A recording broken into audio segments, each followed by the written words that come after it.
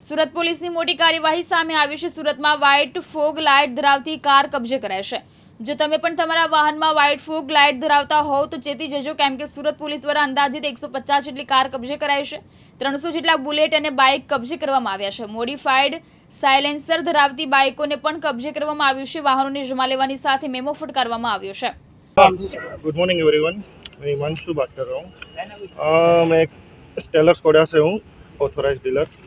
जैसे हम high focus या हाई बीम गाड़ियाँ लगाते हैं, HID बल्ब लगाते हैं जो कंपनी रिकमेंड नहीं कर रही है, और एडिशनल फोकस की वजह से जो सामने वालों पे नुकसान होता है, सामने जो व्हीकल आता है उनको दिखता नहीं है प्रॉपर, उसकी वजह से कोइंसिडेंस एक्सीडेंट्स होते हैं।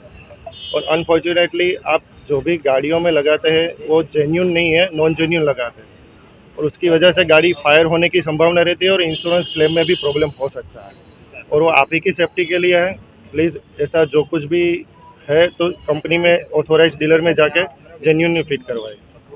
सर ये जो बल्ब लगाते हैं जी। आर्टिफिशियल, तो क्या नुकसान क्या होगा?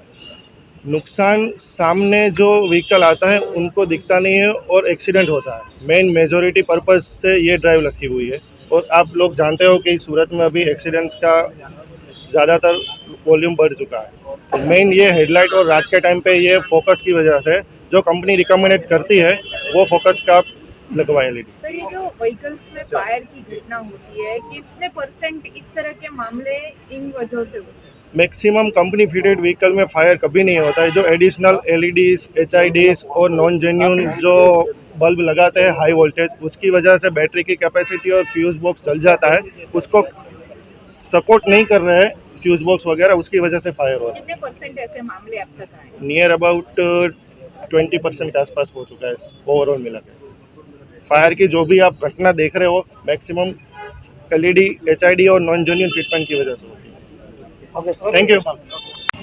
यहाँ सूरत सिटी में माननीय HM सर के सूचना से और हमारे CP सर के सुपरविज़न और डायरेक्शन में ये प्रोजेक्टर लाइट जो गाड़ियों में हेडलाइट को चेंज करा के उसकी जगह पे वो बहुत ज़्यादा लाइट वाली हेडलाइट रिप्लेस करा के रखते हैं, उसकी वजह से बहुत सारी दुर्घटनाएं हो रही हैं। सामने से आने वाले जो वाहन चालक हैं उनको कुछ भी दिखाई नहीं देता है।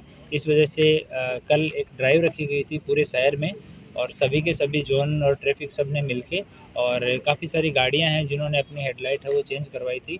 उसमें बाइक हैं वो 109 हैं टोटल बाइक, और उसमें हमने ज़्यादातर उन बाइक्स को ही डिटेन किया है जिसका साइलेंसर भी मॉडिफाई किया हुआ है और हेडलाइट है वो भी मॉडिफाई की हुई है। तो ऐसा 109 बाइक हैं वो पूरी सिटी की पुलिस ने डिटेन की है। थ्री व्हील के ऑटो रिक्शा हैं वो 31 जितने डिटेन किए हैं। उनका मेजर वो हेडलाइट है उसको रिप्लेस करके उन लोगों ने रखा हुआ था। और 4 व्हीलर है वो 133 जितनी गाड़ियां हैं वो अभी पुलिस ने डिटेन की हुई है और उन पर कार्रवाई चालू है। ऐसे टोटल 273 जितने वाहन हैं उनको कल शाम को 3 घंटे की ड्राइव है उसमें सिटी में अलग अलग जगह पे वाहन चेकिंग के दौरान रखा गया। और ये वाहन चालक जितने भी हैं और वाहन मालिक हैं उनको समझ की गई है कि ये लाइट रखना कितना ख़तरनाक है, सड़क पे लेके इसको चलना।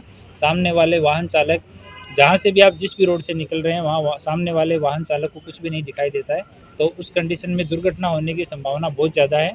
और इसके साथ में टेक्निकल भी इसके प्रॉब्लम है। जब भी आप इसको जैसे आप लाइट को मॉडिफाई करवा लेते हैं, आपकी वारंटी है वो इमीडिएटली एक्सपायर हो जाती है, आपका इंश्योरेंस है वो उसके बाद में वैलिड नहीं रहता है, और इसकी वजह से गाड़ी की बैटरी में और इसके इंजन में आग लगने की संभावना है वो भी कई गुना ज़्यादा बढ़ जाती है।